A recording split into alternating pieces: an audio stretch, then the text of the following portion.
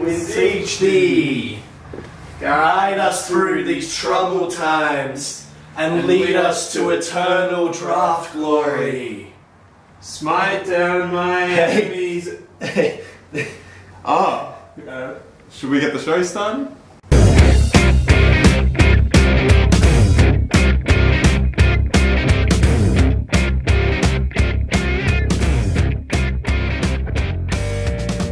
Well, that was embarrassing. Well, anyway. Welcome to the second episode of FMDT. We're back. I'm sure you missed us. I'm sure everybody has missed us. We've got a bit of a plan this week, unlike last time. We're going to be going through a few segments. First of all, we're going to be looking at last week's results. Wait, Bart. Yep. You've missed my edit. Oh, I have missed your edit. Alright, Shane, tell me what our plan is. Shane's our executive editor. The first thing is... overruling me already. Again, overruling you. The first thing we'll talk about this week is any trades. So the segment's called Trade Talk. Any trades or notable free agent Catchy name. Catchy name. Trade Talk. Trade Talk. Good alliteration. So Trade Talk is first, and then what's next? Then we do the week summary. Yes. So we look at the results. The weekly wrap-up, let's call it. Alliteration again. But that's copying Footy Profit. Is it? No, it's copying Dream Team Talk. I don't care. I'm sure someone in the history of the world has come up with the line weekly wrap-up before. Yeah, we'll go with that. I feel that puts pressure on us to alliterate everything though. Yeah. So well, we probably won't. Keep going. Yeah. The following bit will be... We're already failing that. The follow-up feature. Follow-up feature. It's an alliteration. Cool. It's your plan. I'm trying to think of an alliteration. For which one? Everyone else. Everyone else. Everyone else. Everyone else. And then... our own... We should give up on this alliteration. Yeah. Okay. Yeah, that was short-lived. Alright, then it's just our teams, our matches. We'll go through a bit of a love and hate thing as well, talking about them. Then your favourite segment, Shane? Studs and duds. Yeah, beautiful. That was terrible. Followed by the week ahead, where we'll be looking at all the new players, all the players will be coming in this week. Looking briefly at all the teams, and then of course focusing on our feature match, which we'll disclose later on in the show. So you have to watch. Yeah. No skipping. Yeah. But it's probably written in the description. No, just say feature match. No. Yes. Yeah. So let's kick it off, I guess. Trade Talk. The only good alliteration of the show. There was one trade during the week, and it was this guy right here, who probably got the better half of this trade. Hi, Ian. So you've probably all seen it. Bart managed to convince Ian to swap Nunes for 2 rookie players, Goods and Newton. Well, I mean, Goods isn't exactly a rookie, is Well, he? he's a mature rookie. It wasn't an unfair trade, I don't think, for Ian. He did need a lot of help with his centres, and, you know, Brett Goods could have been up there, but yeah. I'm sorry for what happened, Ian. Captain Hindsight. Captain Hindsight. It did not work out very well for Ian. Couldn't have worked out worse. As we all know, Goods got subbed for 17, and Newton got a concussion and played 3/4 of the game. And this guy couldn't be happier. 53, and Nunes went out and got 105. Oh, what a surprise! The guy that's been talked up all preseason did well. Shocking revelation. Ian, just chill and, you know, back your guys in. Alright, free agents. So we had a couple of interesting ones. So there were a few things of note. Not too many. There's a lot of stuff to sift through. So Nelson signed Adam Schneider, who then was a late withdrawal. Yep. And unfortunate. Scored 0. He had a big 90 the week before, but then out with sickness or something. Scratchy picked up Reece Shaw, which was a pretty good pickup. Got 76 for him in defence. On his bench.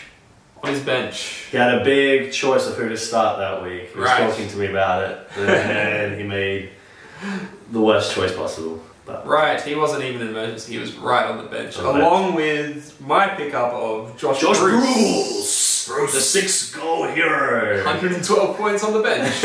Not even emergency, on the bench. But, you know, I didn't... Anyway. Another one is Bart. You picked up Conker, who wasn't playing, but who should possibly be back this week. Hopefully, yeah. Yeah. So that's probably decent for your midfield. Yeah, it wasn't too bad. I also wanted to have a shout out to Max for picking up Broomhead, another long line of ridiculous Collingwood named players. Obviously a bit of bias. A little bit of bias. A little bit of bias there, yeah. So that's all from the free agent pool for this week. There will be some more next week. So, our next segment is the weekly wrap-up. Yeah. And so, first thing we'll look at is last week's feature match between... Wait. No? Okay, yeah. Before the feature match, there's one thing, that happened in the AFL this week that we need to think about. Oh.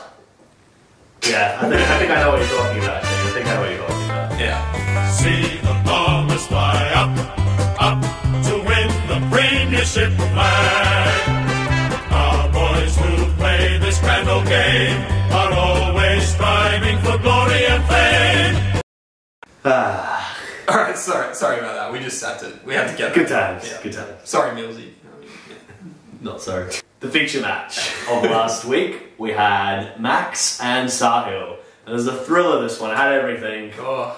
Had late withdrawals. We couldn't have picked a better match. Couldn't have picked a better one, really. You two really know how to bring the best out or the worst out in both teams. So Sahil was hit early with the withdrawal of Jimmy Bartel, and we said his team might hinge on that. Then he was hit during the week by Josh Gibson as a laid out. Max himself had Mzungu out, but lucky he had Jakey Carlisle. Carlisle just bang. I know, I talked him up a lot last week. That's right. I'm glad. But what was really crazy in this match was that before the North versus Brisbane game, Sahil had what seemed like an insurmountable lead. Yes, he did. Was up by 242 points with Zorko still to play.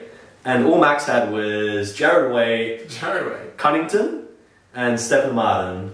So 3 on 1 and 200 points. 242 points. 242 points, right. Basically, Max's players needed to all ton up for him to have any chance whatsoever. Which is no chance. Yeah, and if Zorko did well, then he was sunk. But then Waite comes out, 7 goals, just a casual 7 goals. Against the Lions. The Lions get absolutely creamed. This guy had $10 on them, so silly. You don't need to talk about it.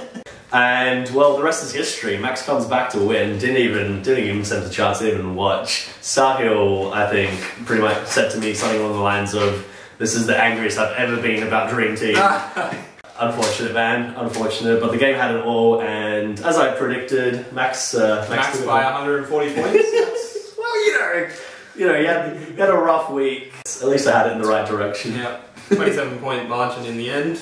27-point margin, yeah. I had Sahil by 70, but I did hinge that on Jimmy Bartel playing. That's true. I gave myself an out. So what we can say is that we were both right. Yes, I believe so. Alright, cool. So our next match that I wanted to talk about was Kieran against Alec. Great Texpectations and Bring Back the Barrel. So this was the second epic comeback of the week. Just before you go into that. Yeah, sure, yeah. We were watching the footy with Alec on Sunday afternoon. Watching Bombers game. You might have seen it. You might have seen it. I don't know, was it alright? Okay. But Alec was there just like swearing at his phone, like, there's no chance, I can't win this game. I need like 130 from every player. Like, get the hell out of here. It's not going to happen. Yeah. And I mean, he looked like he was sunk. Again, this was another ridiculous one coming down to the final game, North and Brisbane. So Kieran had 198 points in hand. Yep. Where it had Adcock and Nick Del Santo. Yep. And, pretty good. And Alec had Goldstein, Andrew Swallow, and Sam Gibson. So 3 players against 2, plus 198. Plus 200 points. Yeah. So, I mean, you could forgive him for thinking that he was absolutely screwed. Yeah. And then Goldie comes out, gets the biggest score of the round, absolutely smashes it. Swallow and Sam Gibson, not too shabby either, and Alec ends up winning it by the smallest of margins, 13 points. 13 points. He also left a few points on the bench there. Match winner. The match winner, Kale Hawker, the one percenter. Yeah. The one percenter left on the bench. 117 points. Could have replaced either Jed Adcock, maybe not Jed Adcock, but like feasibly Lyndon Dunn, or, you know, Bagley. Bagley! Just chose the wrong Essendon player to back in there. Could have won in the match, but, you know. Them's the breaks. Them's the breaks, man. Don't think about it too much. Next we had Steve against Nelson. The danger zone and password is Taco. And another really close game. 24 points separated those two. Nelson was a bit hard done by because, as you already mentioned, his free agent pickup of Schneider was a late out. And he was replaced by Tom Hawkins, who got him just 51 points. Probably not what he really wanted. But better than his ruck. Better than his rock, which was Zach Clark with 30 points. I'm sure he can't wait for Luby to come back in. But really, Nelson has no excuses in this one because Scratchy had himself Adam Tomlinson, 8 points, injured very early on in the match, tried to play on, spent 30% of time on ground, so Scratchy's emergency couldn't even count for it, so he got himself 8 points. And he had Jared Harbrow, 58 points, also injured pretty early. And he, of course, had Dane Beams, as we all know. His new favourite midfielder. Yeah. But even all of these guys trying to derail his team, it wasn't enough. And he still managed to pull out a victory against Nelson. So good on him. Speaking of Scratchy, I mean, if you want Jeremy McGovern, Dane Beams, you know. Yeah, at least I'm giving him Mark Murphy, man. Like, Jesus. What a hustler. In the others games we had Millsy against Asher. So Millsy and Asher both used the loophole, or attempted to. So Millsy had Andreas Everett, just 101, his best scoring defender. In he comes for Clinton Young. Must be really nice to have all those injured players, Millsy. It's very handy. Working a treat for you. And then Asher tries to do the same thing. Brad Shepherd, 93. He's like, yeah, you know, you're doing it, I'll do it. Boom, puts in Courtney Dempsey, non-playing defender, and what happens, Shane?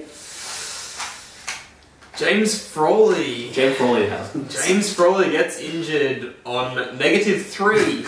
-3. There's nobody to cover him. There's nobody to cover him, so he got burnt, man. That's what can happen if you risk playing the loophole. The first loophole casualty yes. of the season. I think that's it for everybody else's games. We can look at ours now. Yep. I was up against Ian Nielsen, and I don't think this could have been any different in terms of scoring. I mean, I hit the highest score of the week, no big deal. Ian hit the lowest score we've had in God knows how long.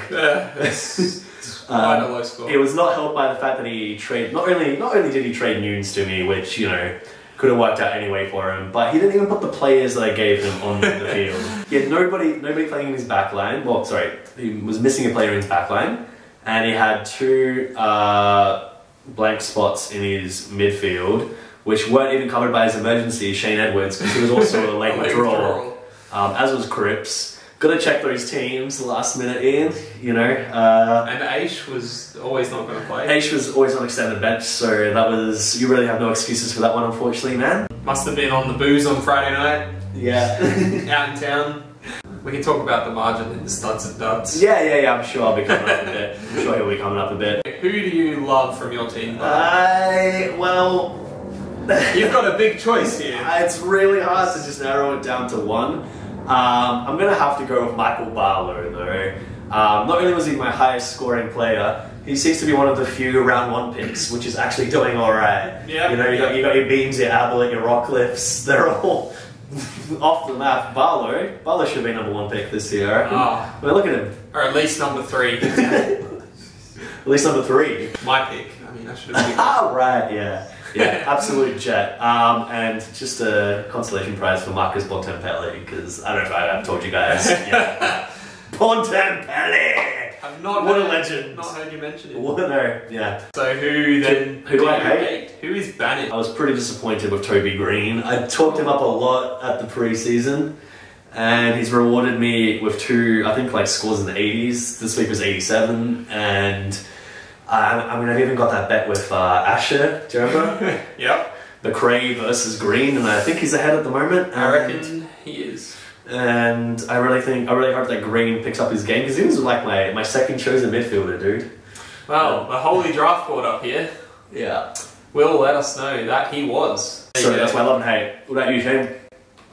How was your week? My week, Who were you up against this week? I was up against the AFL Apocalypse. Oh yeah, so shouldn't be too difficult for you. Should not be. Yeah. However, it proved Things can be harder than Millsies. they can. Even Cam suffered the late withdrawal of Sam Mitchell, but he had Tom Scully to cover with a 77. No, not bad. It was better I mean, than half my midfield, so it's actually better than 4 of my midfield. Better than players. most of the late withdrawal we discussed. So Cam Better than how many of your midfielders? 4 of my midfielders. Jeez. Midfielders, Tom Scully, yes. So Cam ended up running out winner with a 135 point margin, and it did not help me that I only had 100 on the whole field, which was Jack Gunston on 112. So I have to give the love to Jack Gunston this week as the only playing 100 on my field. Was there anything keeping you sane when Cornflakes When making that Hawthorne were comeback? making a comeback, Yeah. Gunston was kicking goals. At least it's Gunston. Yeah. And the hate this week, I avoided him last week, giving the hate, but it has to go to Daniel Wells this week. I know he got injured, but 31 points. And he didn't do well last week. 31 was at halftime anyway, I think. So Yeah. he wasn't like on track for anything huge. So this week well he justified. gets the hate. Main redeemed himself with a 91 this week. So. Now it's time for Studs and Duds. Cue the clip. Duds and duds. Alright, going through Studs and Duds for this week. But you've got a few this week, I'd say. Good. I would hope so. So Studley week from the boys. biggest margin, 645 points. It'll be tough to beat. I think that is going to be the biggest margin of the year. World record pace there. I just want to quote Bart last week. Yeah. There was a 170 point margin. Yeah. You said, he absolutely creamed them. Yeah. This margin was 645 points. So what does that warrant? I need a new quote. I don't know, man. This is unquotable. There was a range of bodily fluid involved, and none of it pleasant, and it all went in Ian's direction. Well, congratulations, Bart. You get the first stud point for the week. Thank you. Ian is lucky to only get 1 dud point, not 645. Okay, and then, as we mentioned earlier, 13 point margin between Alec and Kieran. Kieran unlucky to go away with the loss there. Alec very lucky. So both of them get half a point. Yeah, that was so cool. Half a stud point. Yeah, Kira deserves that. Yeah, heartbreaking loss. And then back to previous discussions. Highest score, 1,719 Right, yeah. to Bart. Yeah, overtaking Kieran's 16 something. Who remembers anymore? Another point. Yeah. 2 points for that. 1 for the highest score for the week. 1 for taking over. Yeah. And then Ian has the lowest score of the week on 1,070. Is this just going to be a stud to me, a dud to Ian? Is this just going to be back and forth? Well, at the moment. Okay. The next section is the players in each position. So the highest scoring back for the week was Jasper Pittard. What? Jasper Pittard. Jasper Pittard. Yes. So our best backs for the year are being Tom McDonald and Jasper Pittard. This is the benchmark. This is the benchmark. What the hell is going on anymore? So 128 points. Yeah. That goes to Alec, and that beats McDonald's 125 from last week. Oh. So Alec gets a point for that. Midfielders, David Mundy on 151. Yeah, that was huge. For Stuffy Cam. pick for Cam. However, For your boys. That doesn't beat out Ebert's 156, which is still the benchmark, so no points there. Unlucky. 4 points off, 5 points off. Where does he not get a stud point for the week? No. Oh, he just gets a mention. He just gets an honorary mention. Yeah, that was not the highest scoring player of the week. It wasn't a midfielder. Oh, I see. Yeah. Okay. Yeah. Okay. Wow. Who could it be? It could possibly be Alex Ruckman. A Ruckman. A Ruckman. Right. Todd Goldstein, highest scorer of the week. 153 points. I mean, I did know that. I did read that out that score just before, but that still blows my mind. Yes. And since when is a Ruckman doing that well? As an aside, yeah, he is my Ruckman in Real Dream Team. Alright. Toot your own horn. Good pick there. Yeah. Good one, Shane. Yeah. So Alec then gets 2 points for that because highest scorer of the round, and he overtakes Marich's 91 as the highest ruck. Right, last week was such a low scoring, and this week just went nuts for rucks. Yeah. Okay. Yeah. Interesting. So Alex got 2 points there. Cool. And for forwards, Jared Waite. It's another. Jared Waite just edged out Josh Kennedy's 10-goal haul. Right. Wait. JJK makes 10 goals. 10 goals. And can't beat that Waite. Man. So ceiling is immense. So Jared Waite's got 146 for max. Yeah. Which equals Walker's score from last week. Right. So I'm giving him half a point. Oh, very. Because he hasn't beaten it, but he's got the same equal. Very generous of him. Half a point. Then we go to the lowest score that counts. And we've heard about it before. James Frawley. Oh, buddy. -3. Oh, buddy. It feels quite cruel, but once again... It's not cruel. He tried to use the emergency loophole and he failed. It's his own fault. It's his own damn fault. Sure, it's your own damn fault. Even if it wasn't the lowest score, he would have got a dud point for screwing up the loop. Well, being a victim of the loophole. Victim's not the right word because he did it to himself. An honourable mention to Stephen Scratchy Squires with Tomlinson on 8. Stephen Scratchy Squires. He almost took it out 2 weeks in a row with Daisy Thomas last week on 4. He's had a rotten run of luck. But he still managed to win. So. Just something you didn't mention. Yeah. Tomlinson had 1 handball, 1 tackle, and 2 hit-outs in his time on the ground. Yeah, 2 hit-outs. Maybe he'll get ruck eligibility. Maybe. Moving on to the benches, as we ad-libbed last week. Yeah. The highest scoring player on the bench gets a dud point. And this goes to... What do you want to do the runners-up first? The runners-up. Well, there's only 1 runners-up. Okay. Maybe next week. Maybe next week, yeah. So this goes to Kieran, who we mentioned before had the best player on the ground. The 1%er, hooker. The match winner, Kyle Hooker. Doing it both ends of the ground. Legend. On your bench, 117 points. How do you keep that legend on your bench? So you saved me... All Australian. You saved me from getting a dud point with merit on 116. Not quite, Shane. Not quite. Because I think I'm going to use my power to give you a dud point. Simply because merit would have been one of only 2 players for you to get 100. And the fact that your second 100 was sitting on the bench, I think, is well worthy of a dud. More than that, he would have been my highest scoring player. He would have been your highest scoring player, in fact. Yeah, that's right. He would have been your highest scoring player on the bench. Dud. Alright, thanks, Bart. You accepting? I can't say anything against it. Good. I'll just leave. Alright, next is the league medal. So, leading the league medal. Highly contested. Leading the league medal. I feel like we should get an actual medal for this. You're ruining my segment. But I'm just saying, people, tell us if you want. Comment. Do you want a medal? Do you want to see a medal or not? We can get a medal. We should get a medal. Let's get a medal. That's alright. But you also get stud points. Yeah. And the leader, which is also important, who has broken away from the pack, is Matthew Boyd for Ash. 5 points, and he's on his own, leading the way. Oh, it's a marathon, not a sprint. Well, you're correct. Coming in second place is Heppel for you, but... Oh, good, yeah.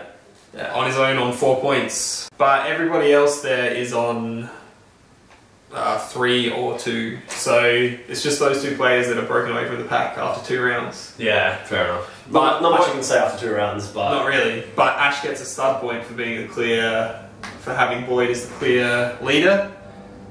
And from this stage on, anyone who takes the spot away from Boyd will get a stud point. watch out for hairball this week. Watch out. I can't even argue against you. I know, right? Yeah, it's Carlton. Just destroy them. To show everyone that I'm not biased, I'm giving myself a dud point.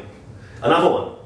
Well, you gave me one. Okay, yeah. I already have this one. I have to give myself a dud point because I'm the only person who has nobody with any league medal points. Is that right? That's right. Oh man, what's going on with your team? I mean, nobody's hitting hundreds. Exactly. So not a surprise. You're sitting 0-2. I am no wins. I mean, sitting 0-2, no wins. Yeah. No players with votes. And you're the only one. And just before the segment finishes, one more dud point. Going to Ash. For what?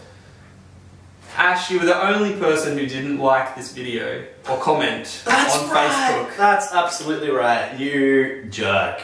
Everybody else, like or comment. There's a high chance he won't be watching this. It's too bad. That means we can just bag the shit out of it and he won't hear us. Every week. Yeah. Yeah, dickhead Ash. Go back to milking cows. And that's the end of the Studs and Duds segment for this week. Here is a summary of the leaders of the Studs and Duds. But it probably might be over there. Let's do both just in case. Alright. Yep. Alright, cool. Alright, so we're on to our final segment. Look ahead. Cool. So first off, I just wanted to have a look at a couple of big ins that we're going to be having this week, because there's a lot of people that were missing last week. Alec this week welcomes back Motlop. I think he's served his time, his little suspension, so that'll be a welcome addition. Sahil gets Bartel back, first round pick. That'll be huge for him. Very, very big in. And Josh Gibson actually. I mean, if he can keep up his form, that's 2 massive ins, so watch out if you're playing Sahil. I think the biggest winner this week is going to be Nelson, because he's looking at, hopefully, fingers crossed for him, having Andrew Walker back, Lobe back, so having an actual proper ruckman instead of relying on Zach Clark, and Montagna. That could be a good in. Yeah, that's a very good in. Montagna would be a great in for you. And Andrew Walker to shore up the defence, and I mean, so Nelson could be back on track as soon as Pierce Hanley actually gets back. He might be a contender. He's in the top 6. I know, it's scary. Cam welcomes back Sam Mitchell. Ash has already preemptively chucked Scott Thompson on field. He obviously believes that he is a definite thing to play this week, so it's probably a good chance. Probably a good chance. I'm hoping myself that Matt Crouch comes back. Probably not as big an in as the rest of those, but you'll see. Matty Crouch. I mean, the Crouch brothers, they'll be firing up this season. And I also just had down here Aish for Ian. Will he play? Who knows? You probably... How was he dropped? Why did they drop it? I think they wanted to sort of teach him a bit of a lesson. You know, he didn't have a great game in his first game, and it's like, you got to earn your place. We'll play O'Brien over you. Yeah, exactly. So, I mean... We'll see if he actually comes back for him. If not, then you've got real midfield issues, buddy. Yeah. I've also got McLean with a massive question mark there. Probably because it won't be this week, it might be next week. But Shane's big pick. Did you see the article? Yeah, I did not see the article. He was solid in his first Nyaffle game. Yeah. Well, I'll tell you. The 22 possessions. I'll tell you who else was good in the Nyaffle. In fact, best on ground by all accounts, and it doesn't make any news because it happens all the time. Tom Mitchell. No, the very, very bottom of the entire article about league players in lower leagues. Yeah. Midfielder Tom Mitchell was also named among the Swans' best. Just okay. Yeah, because it's not breaking news anymore. It's just like every week. Yeah. you know, just collect another casual 30 plus possession. So that's it for the ins. Next, we'll just go through some of the games that aren't the feature match. We'll say that's at the end, but we'll quickly have a look at a couple of the odds. These will change, obviously, once people have got free agents and swap their teams around a bit. But first up, we have me versus Ian. I'm favourite to win that match. Ian hasn't fixed up his team yet from last week, so that will probably change. There'll be a few ins there. Both of you on no wins so far. So yes. It's a crucial match to get off the bottom of the ladder. This is the battle of the bottom with the only two teams who haven't won a game yet. Yeah, so it's going to be interesting, I think, actually. Ian just like really needs to pick up a lot of his midfield and stuff. Or just put some players on the field. That would help. That's probably your first step in. But you can leave them off this week, maybe. Put them on next week. You can do whatever you want. Alright, next we have I Shot the Sherrin against Password is Taco. So I Shot the Sherrin is actually a favourite here, just slightly by the odds. As we already mentioned though, Nelson's going to have a lot of big ins this week, so I reckon hopefully, for him. I'm liking his chances. Yep. After that is Millsy versus Sahil. Millsy's slight favourite, $1.85 to $2.01. Millsy's also had a bit of rough luck this year. He drafted Ablett. Millsy has never had good luck with his first draft picks. Swan last year, Ablett this year. It's looking to be a long So if Millsy, season for you. Just remember, next season, whoever Millsy picks first, get them out of your dream team. Yeah, that's right. From memory, I don't think the rest of his team is too bad. It's got Andreas Everett, he'll loophole him in or something. I don't even think they play on Friday night, but he'll do something. He'll do something. And Sahil will probably get an excruciating loss in the dying seconds of the final match of the round. Sahil gets Bartel and Gibson back. Yeah, I do like Sahil for this one. Great Texpectations against DK Smash next. This was a very close second for the feature match because of the odds. The odds at the moment are $1.95 to $1.91. And if he puts Kale Hooker on field, I think he can't look past him. Our final match before the feature match is Bring Back the Barrel against AFL Apocalypse. Bring Back the Barrel, a decent favourite there. $1.47. Yeah, I mean, I think that's about right. Although I don't think he can write off Cam's team this season. He's proven to be a bit of a competitor. I don't think he can as Shane knows. But if Alec has another form round like this round, yeah, that's true. He got the second highest score, so he's going to be tough to beat. Yeah, which brings us to which this week is traditional rivals Barcelona, long-term rivals, and Stephen Scratchy Squires. Stephen Scratchy Crackhouse Squires. I didn't have much choice in which team I had to support this week. Yeah, so Shane will be playing the part of Stephen Scratchy Squires, and I'll be playing the part of myself. We should have had me playing the part of you. Much more interesting. Talking down my own team, man. Oh, that would have been an interesting twist, actually. It's too late. I already have notes. Alright, cool. So we'll start off in the back line again, as we did last week. Yeah. So, do you want me to start? Yeah, you go for it. It's pretty easy here. I've got Jack Nunes, who's on fire again. Mackie come back from an injury. A little bit of a slow start, but he's going to fire up. Duffield, absolute gun on the weekend. Then I go down to Jason Johannesson. A little bit of South African flavour. That's a terrible accent. And that's terrible. I don't know what that was. And Chris Yarron, who actually has ridiculously started both last two games with huge scores and then dropped off. What do you have to throw at me? Well, here we have in Scratchy's backline, we have firstly Nick Malcheski, Jared Harbrow. Well, Jared Harbrow's not going to play for a starter. He's injured. Did that ruin your notes already, Shane? You're not doing a good job of being Scratchy here. He knows all about Harbrow's injury. Oh, well... Yeah. I made these notes in about 2 minutes I'm not sure if they know for how long, but yeah, he's definitely injured.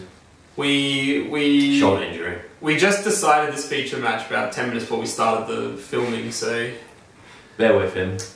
Harrow was taken out of the game at halftime with a shoulder injury. It is unclear as of yet how long his stint on the sidelines may be. Okay. So I'll start with Nick Malcheski. Yeah. He has put in 2 terrible performances for the Gold Coast, but he really needs to prove himself, and the whole of Gold Coast need to prove themselves. I'll back Malcheski in to put up a big score this week because he needs to. So you agree with that 101 projection there? Yeah. Alright. Hawks are flying. Suckling is gonna get a good score this week. Reece Shaw is a good pick. He's gonna get 80. Harbour Mays, I don't know what Scratchy's gonna do about it. I feel like Scratchy should rename his team after Suckling, the Sucker Zone. Yeah? No. That's what I had. Okay. He's got Yo to back up one of them. Mays, he can't play Mays. Yeah, he has to get Mays off the ground. Why can't he play Mays? Because Mays is doing terrible. Yes, but so is Yo. Yo is bad. Mays is bad. Reece Shaw will play make the field for him. Shaw, Esky and Suckling are decent, good, I'd say. And he needs 2 more to fill the I know, gaps. he's going to have to go free agent hunting. Maybe he'll get a bit of an Oxley. Or a Sard. He could get top picks. He could get McGovern off me for beams. Yeah. If you wanted. You probably get the backlines at this stage. Thank you. So reading out the midfield in the projected order. The projected scores are ridiculous, but in the projected order, you got Armitage, Dylan Shield, Bryce Gibbs, Patrick Dangerfield, Dane Beams, Josh Kennedy, and Jack Viney. It doesn't sound good when you read the names, but when you look at the scores... I'm glad you admit that very freely. No, when you look at the scores though, did you see his midfield last week? 754 points, average of 107. Jesus, look at the stat last week. Yeah. I had 5 minutes. Alright. An average of 107 from his midfielders last week. It's pretty solid. That is ridiculous for a draft game. Honestly, midfield reads okay, but I feel like I've got the upper hand here with Barlow, who has to fill up 35 effort? 45, man. 35. Otherwise, he would have been the highest scoring centre. No, 145. He got 145. Oh man, I'm downplaying his score. Did he really? Yes. Jeez. It just gets better and better with this guy, man. 145 effort.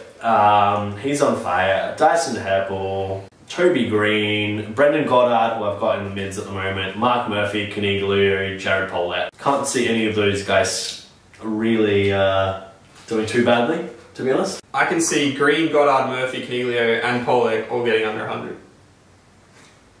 They could get under 100. They'll still get a decent score. I think your top 2 are incredible. Yep. But Scratchy's depth is better.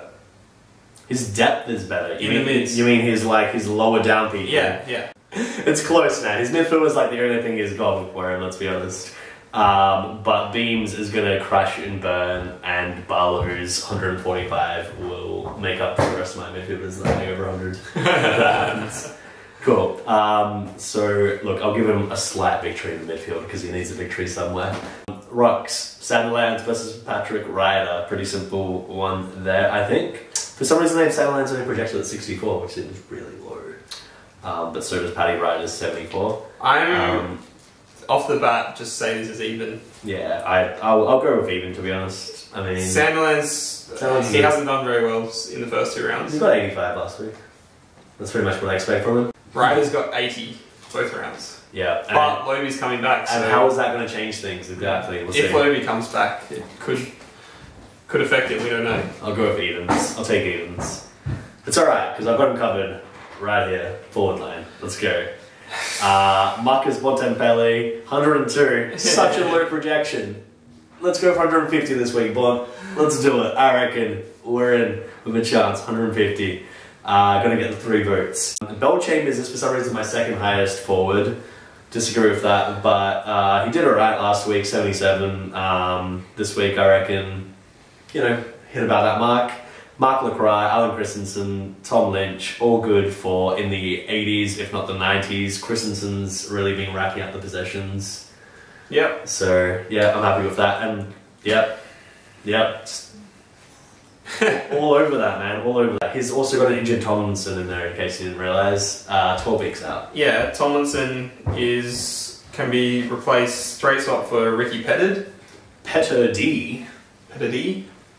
who's got a 75 last week, so in his first game. If he gets to play, I'm pretty sure it's a late inclusion. Yeah. So I mean, he also has Colin Smith there, who got another 75. Oh yeah, well okay, so we might be able to sub someone in. I'm not loving the chances of Petard keeping playing, but we'll see. So anyway, he's got Zeeble there on top, who got 135 last week. Yeah, he might slightly keep up with Bontempelli, we'll see. And to be honest, I have no idea what Wellingham or Taylor have done so far. Oh, because who knows? This year. Or Matthew Wright. Matthew Wright was a sub. Did terrible last week. So I'm happy to give you the forwards. What did we say? Who gets the backs? I feel like it was me. I get the backs. He gets the centres. Rucks are even. I get the forwards by a long margin. I think unfortunately most of his team's gone off to hospital, and so it's just an unlucky time to be facing me. I'll back Scratch in because I have to. No, I'll back in Scratch and trust in him to shore up his lines a bit more with some free agent pickups and possible trades. I made a little note here earlier. I said the only danger here is that Scratch gets beaten so badly he decides to quit the league.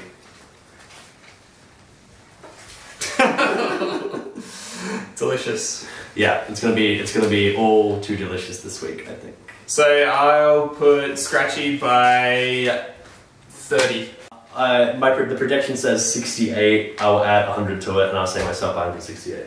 All right. Cool. Done. And that brings us to the end of episode 2 of FMDT.